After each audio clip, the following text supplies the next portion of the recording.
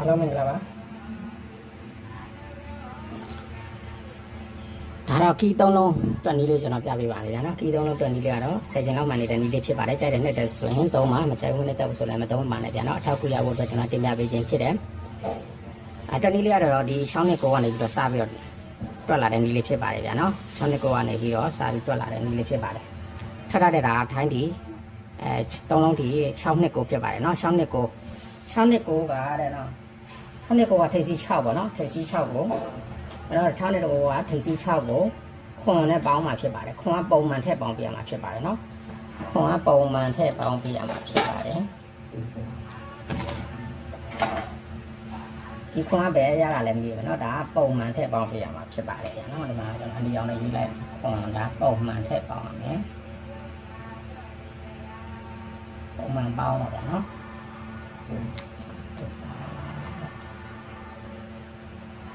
ထရတဲ့6နှစ်ကိုထိပ်စီး6ရယ်ခွန်မတ်တက်နဲ့ပေါ့နော်ခွန်မတ်တက်နဲ့ပုံလေးထည့်ပေါင်းပြရမယ်6နဲ့9နဲ့ပေါင်းတော့ဒီမှာ3လို့ရပါတယ်ဗျာနော်အဲ့ဒီ3ကိုကျွန်တော်တို့ကတစ်ပေါင်းမယ်3ကိုတစ်ပေါင်းရင်ဒီမှာ4လို့ရမယ်အဲ့ဒီ4ကိုကြာခါကျွန်တော်တို့က3ပေါင်းမယ်4ကို3ပေါင်းရင်ခွန်လို့ရမယ်ဗျာနော်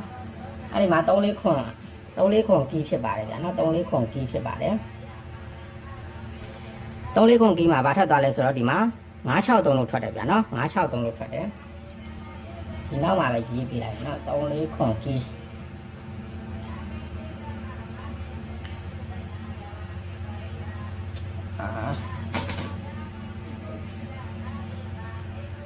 တော့လိုက်ဒါ3ပေါင်းမယ်ဆော့ပြန်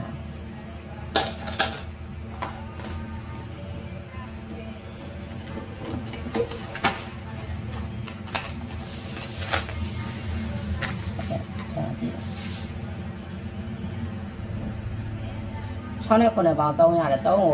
1ပေါင်းမယ်နော်3ကို1တောင်ပေါင်းတော့4ရမယ်4ကို3ပေါင်းမယ်4ကို3ပေါင်းတော့ဒီမှာခွန်လို့ရမယ်အဲ့ဒီမှာ3 4ခွန်ကီးဖြစ်ပါတယ်ဗျာနော်3 4ခွန်ကီးမှာဘာထပ်သွားလဲဆိုတော့တည့်အောင်မှာဒီမှာ963လို့ထွက်တယ်ဗျာနော်963လို့ထွက်တယ်တဲ့963လို့ထွက်တော့ဒီမှာ3တလုံးထိပါတယ်ဗျာနော်963လို့ထိတော့ဒီမှာ3တလုံးထိပါတယ်နော်ဟုတ်ပြီအဲ့လိုပဲကျွန်တော်တို့ဆက်သွားမယ်963ကဒီက9ထိပ်စီပေါ့နော်9ထိပ်စီကိုပေါင်းမယ်9ကိုခွန်ပုံတိထည့်ပေါင်းမယ်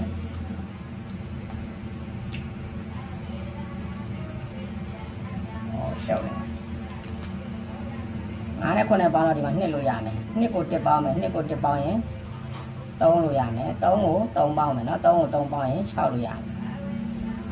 အဲ့ဒီမှာဆိုလို့ရှိရင်236အထိကြီးဖြစ်ပါတယ်နော်236အထိကြီးမှာတွေ့အောင်မှာဘာထက်သွားလဲဆိုတော့ဒီမှာ666လို့ထွက်တယ်ဗျာနော်ဒီမှာရေးပြလိုက်666လို့ထွက်တော့ဒီမှာဆိုလို့ရှိရင်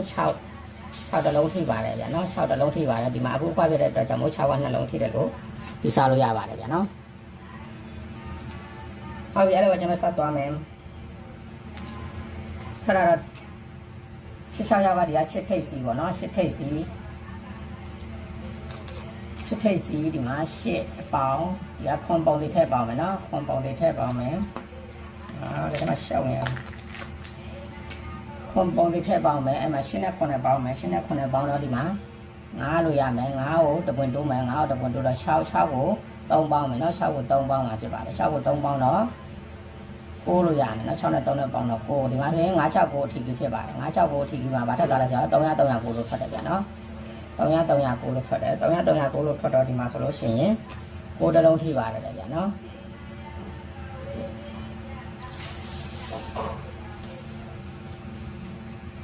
ဟုတ်ပြီအဲ့လိုပဲဆက်သွားမယ်ထိပ်စီးဒီက300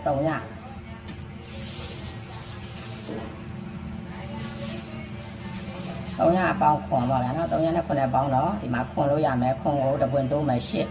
ကို3ပေါင်းမယ်8ကို3ပေါင်းလို့ရှိရင်1လို့ရမယ်ဗျာနော်အဲ့ဒီမှာဆိုလို့ရှိရင်831အထိကြီးဖြစ်ပါတယ်ခွန်81အထိကြီးခွန်81အထိကြီးမှာဗာထပ်သွားလဲဆိုတော့ဒီမှာ914လို့ထွက်တယ်ဗျာနော်914လို့ထွက်တယ်914လို့ထွက်တော့ဒီမှာဆိုလို့ရှိရင်1တလုံးထိပါတယ်ဗျာနော်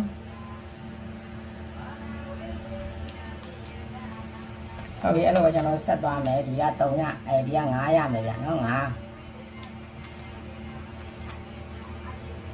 9 ငါပေါင်းခွန်ကပေါင်းတစ်ထက်ပေါင်းပြရမယ်နော်ဒီမှာအယောင်မပြောင်းနိုင်တော့ခွန်ပေါင်းတစ်ထက်ပေါင်းပြမယ်ငါနဲ့ခွန်နဲ့ပေါင်းတော့ဒီမှာနှစ်လို့ရမယ်နှစ်ကိုတပွင့်တိုးတော့3ကို3ပေါင်းမယ်နော်3ကို3ပေါင်းတော့6လို့ရမယ်ဒီမှာဆိုရင်2 3 6အထီကြီး2 3 6အထီကြီးမှာဘာထပ်သွားလဲဆိုတော့ဒီမှာ6တင်းနှစ်လို့ထွက်တယ်ဗျာနော်6တင်းနှစ်လို့ထွက်ပါတယ်တဲ့6တင်းနှစ်လို့ထွက်တော့ဒီမှာဆိုလို့ရှိရင်6တလုံးထိပါတယ်ဗျာနော်6တင်းနှစ်လို့ထွက်တဲ့ချိန်ကဒီကထိပ်စီး6ထိပ်စီး6ကိုကျွန်တော်တို့ခွန်နဲ့ပေါင်းမှာဖြစ်ပါတယ်ဗျာနော်ခွန်နဲ့ပေါင်းမှာဖြစ်ပါတယ်6နဲ့ခွန်နဲ့ပေါင်းတော့ဒီမှာ3လို့ရမယ်3ကိုတပွင့်တိုးမယ်4ကို3ပေါင်းမယ်4ကို3ပေါင်းရင်ခွန်ဒီမှာ3 4ခွန်အထီကြီးဖြစ်ပါတယ်3 4ခွန်ထီကြီးမှာတရားမှာဘာထပ်တာလဲဆိုတော့3ခွန်ခွန်လို့ထွက်ပါတယ်ဗျာနော်3ခွန်ခွန်လို့ထွက်ပါတယ်3ခွန်ခွန်လို့ထွက်တော့ဒီချိန်မှာဆိုလို့ရှိရင်ခွန်တစ်လုံးဒီမှာထိပါတယ်ဘူးဖွားဖြစ်တဲ့အတွက်ကြောင့်မို့ခွန်နှလုံးထိတယ်လို့ယူဆလို့ရပါတယ်ဗျာနော်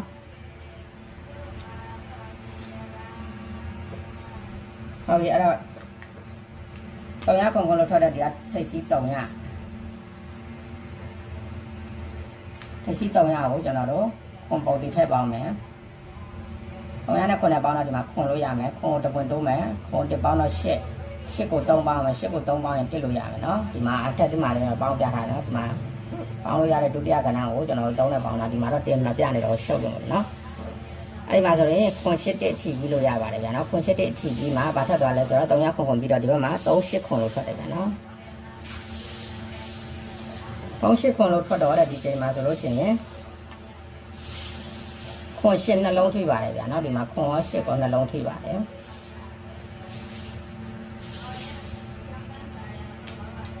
3လုံးကြီးကတစ်လုံးနဲ့ထိတယ်နှလုံးနဲ့ထိတယ်အများအားဖြင့်တော့တစ်လုံးထိတာများတယ်ပေါ့နော်ဒီမှာကြောင့်ဒီချိန်မှာဆိုလို့ရှိရင်နှလုံးထိသွားတယ်နော်3 8ခွန်လို့ထွက်တယ်3 8ခွန်လို့ထွက်တော့ဒီမှာခွန်နဲ့8နဲ့နှလုံးထိပါတယ်ဗျာနော်ဟုတ်ပြီအဲ့မှာ3 8ခွန်လို့ထွက်တဲ့အချိန်ကဒီကထိပ်စီး3ထိပ်စီး3ကိုကျွန်တော်တို့ကခွန်ပုံလေးနဲ့ပေါင်းမယ်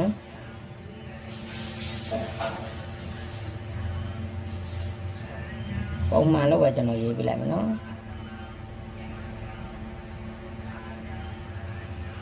3နဲ့9နဲ့ပေါင်းတော့ဒီမှာ300လို့ရပါတယ်300ကိုဒီဘက်မှာ1ပေါင်းမယ်နော်300ကို1ပေါင်းမယ်300ကို1ပေါင်းတော့1လို့ရမယ်1ကို3ပေါင်းမယ်1ကို3ပေါင်းရင်4လို့ရမယ်ဒီမှာဆိုရင်300 1 4အထီးကြီးဖြစ်ပါတယ်300 1 4အထီးကြီးမှာဘာထွက်သွားလဲဆိုတော့ခွန်300လို့ထွက်တယ်နော်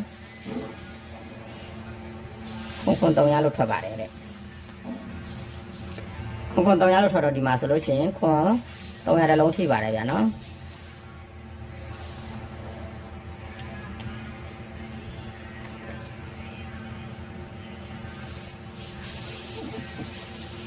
ပြောင်းနေမှာနော်ဒါတစ်ချက်ပြပြီးမှခွန်ကပုံမှန်ထည့်ပေါင်းပြရမှာဖြစ်တယ်နော်ဟုတ်ပြီအဲ့လိုပဲခွန်300လို့ထွက်တော့ဒီကထိပ်စီးခွန်ထိပ်စီးခွန်ကိုကျွန်တော်တို့ခွန်ပုံမှန်ထည့်ပေါင်းမယ်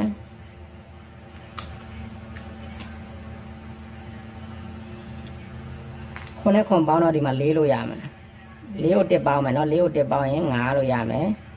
5ကို3ပေါင်းမယ်5ကို3ပေါင်းရင်8လို့ရမယ်ဒီမှာဆိုလို့ရှိရင်4 5 8အထိကြီးဖြစ်ပါ4 5 8အထိကြီးမှာဘာထွက်သွားလဲဆိုတော့ဒီမှာ1 8လေးလို့ထွက်တယ်ဗျာနော်1 8လေးလို့ထွက်ပါတယ်1 8လေးလို့ထွက်တော့ဒီမှာဆိုလို့ရှိရင်လည်း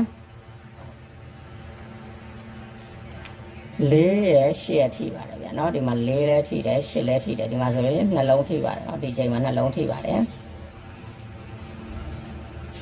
ဟုတ်ပြီအဲ့လိုပဲ1 8လေးလို့ထွက်တယ်1 8လေးလို့ထွက်တယ်ဒီကထိပ်စီ1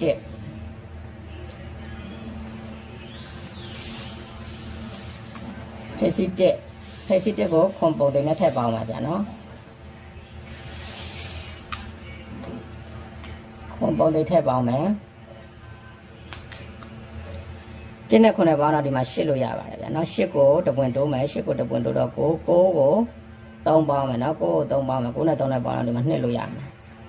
ဒီမှာဆိုရင်8 9နဲ့အထီးကြီးဖြစ်ပါတယ်ဗျာနော်8 9နဲ့အထီးကြီးမှာဘာထွက်သွားလဲဆိုတော့ဒီမှာ4 9 5လို့ထွက်ပါတယ်ဗျာနော်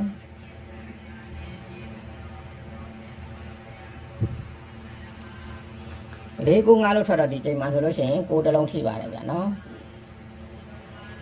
9တလုံးထိပါတယ်ဟုတ်ပြီအခုချိန်တော့ကတဲ့ထိပ်စီး4 9 5လို့ထွက်တဲ့ထိပ်စီး4 ထိတ်စီလေးကိုကျွန်တော်တို့ခွန်ပုံလေးထည့်ပေါင်းမယ်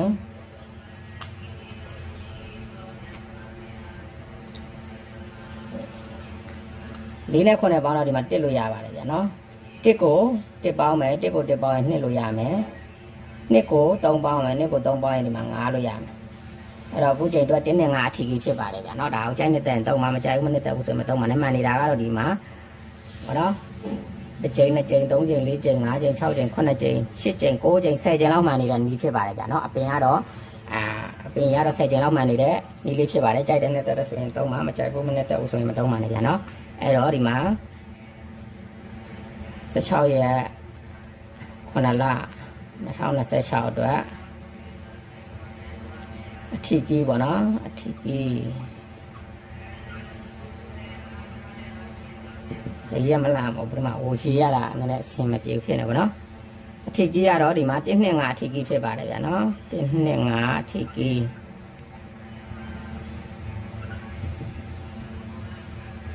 အထီးကြီးက1တစ်လုံးသို့မဟုတ်2လုံးပါတတ်ပါတယ်ဗျာနော်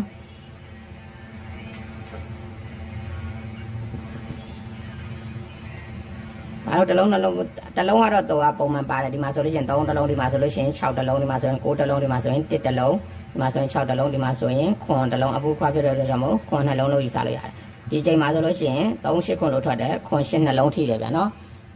ဒီချိန်မှာဆိုလို့ရှိရင်300တစ်လုံးထိတယ်ဒီချိန်မှာဆိုလို့ရှိရင်1 8လေးထွက်တော့ဒီမှာ4နဲ့8နဲ့ထိတယ်ဗျာနော်နှလုံးလည်းထိတတ်တယ်တစ်လုံးလည်းထိတတ်တယ်ပေါ့ဗျာနော်ဒီချိန်မှာဆိုလို့ရှိရင်8 4 9 5ထွက်တော့9တစ်လုံးထိတယ်အခုချိန်မှာတော့1နဲ့5အထီးကြီးဖြစ်ပါတယ်ဗျာနော်1နဲ့5အထီးကြီးထီကြီး3လုံးပေါ့နော်ထီကြီး3လုံးမှာတစ်လုံးသို့မဟုတ်2လုံးထိတတ်ပါတယ်ဗျာနော်ဒါကိုကြိုက်တဲ့နှစ်သက်တဲ့ဆိုရင်ကစားပါမကြိုက်ဘူးမနှစ်သက်ဘူးဆိုရင်မကစားပါနဲ့ဗျာနော်တွန်ဒီကိုကျွန်တော်ဒီမှာစီးတင်ပြပေးတဲ့အတွက်ကြောင့်မို့ကြိုက်တဲ့နှစ်သက်တဲ့ဆိုလို့ရှိရင်ကြိုက်တဲ့ထီကြီးလေးကိုမှန်ပေးခဲ့ပါဗျာနော်မှန်တော့ဒါကန်တရားပဲပေါ့ဗျာနော်ဒါ10ချိန်လောက်မှန်နေတဲ့နည်းဖြစ်ပါတယ်ကြီးစုသူအားလုံးစိတ်ချမ်းသာကိုကြမ်းမှချင်းပြည့်စုံပါစေဗျာပဲကီလိုမိုင်ပဲအကြိုက်လဲဆိုတာလေကွန်မန့်မှာမှန်ပေးခဲ့အောင်နော်ကဲကွန်မန့်လေးလည်းမှန်ပေးပါကျွန်တော် channel လေးကို subscribe မလုပ်ရသေးဘူးဆိုရင် subscribe ဆိုတဲ့စာတန်းလေးတစ်ချိန်စီနှိပ်ပေးသွားပါအောင်ဗျာနော် like လေးတွေလည်းပေးပါ like လေးတွေလည်းlike လက်မလေးတွေလည်းနှိပ်ပေးပါအောင်ဗျာနော် like လက်မတွေနှိပ်လို့လည်း